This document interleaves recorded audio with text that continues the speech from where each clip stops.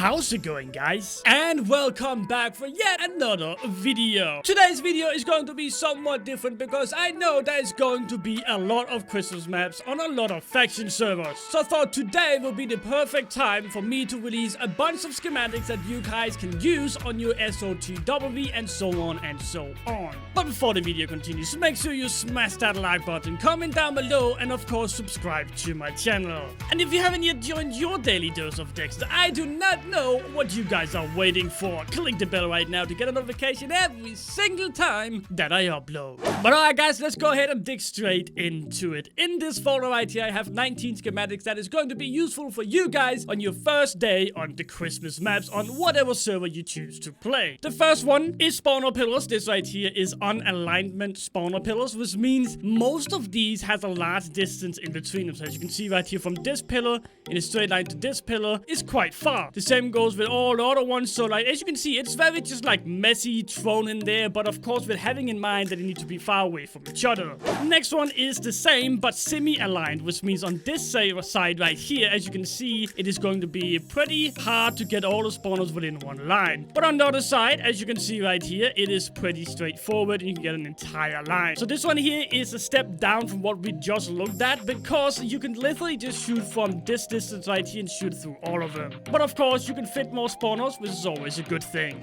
And the last one is spawners aligned. Now this right here is included because, well, most of you guys probably don't care about the inside of your base. You don't think you're gonna get breached until the day you do, and you really regret building these. But here we are, guys. I made a schematic which is two distance in between all of them. A little bit, as you can see right there, we have a little bit more distance. It's just really to kind of offset it a little bit, but not too much. So we do have 3 distance in between. On the other one, we have 2 right here, just to make it a little bit harder. But again, this right here is probably not something you should use. You should probably use the semi-unaligned or the completely unaligned. Next one, we have a 47 chunk long sugarcane farm with, of course, walls in between. I do see I made this schematic a little bit wrong. I didn't take the dirt underneath it and didn't only take one layer of the sugarcane in the wall. I need to do that, but I'm pretty sure you guys get the idea, and when you get the schem, it's going to have the dirt and only one line. The next one is the fence one. So as you can see, there's already ice in it, there's fences, there's sugarcane, everything in one. And as you can see, well, you can't really see that far, but it is 47 chunks as well, and this right here works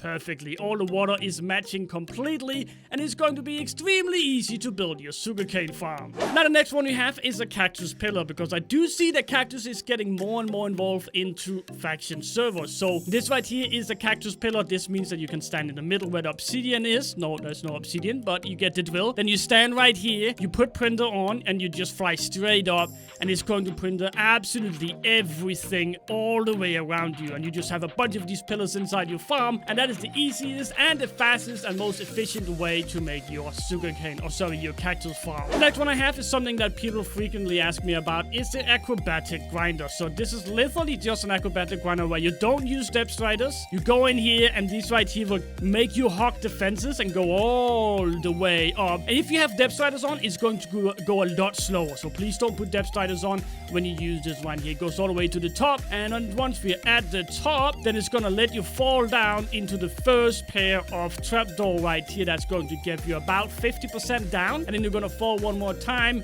so you leave with one single heart left. And all the way up, it's going to regen you. Of course, you're gonna need an enchant that give you /feed or whatever, but this right here has been used plenty of times with my factions, and it is quite good to have because you do get a dodge chance with acrobatics. The next one I have is a simple patch line where I just made a line in between right here, so it's easier to patch. So you can literally just, let's say that all your walls is completely broken, you put the schem in and you can print all the way around you, as you can see right here. Now this one here is not as efficient as the next one, because the next one you're going from the top and all the way down, and then you have these holes right here you can literally just fly through and fly up again, which is making it a lot easier to print a patch if you need to do that. We do also have a normal schematic for the printer patch. As you can see right here, there's no holes or anything, so you can pretty much just go ahead and use this if you don't want to use the holes or the lines. The next one we have is a 1 chunk grinder. Now for some reason I always seem to be missing these at each SOTW, because you want to make a quick grinder for places, and this is how you're gonna make it. This right here fits perfectly within 1 chunk, and it has a 2 distance, as you can see right here, for the places to fall down in. So I find myself missing these all the time. I always end up building some weird grinder, but here we are, guys.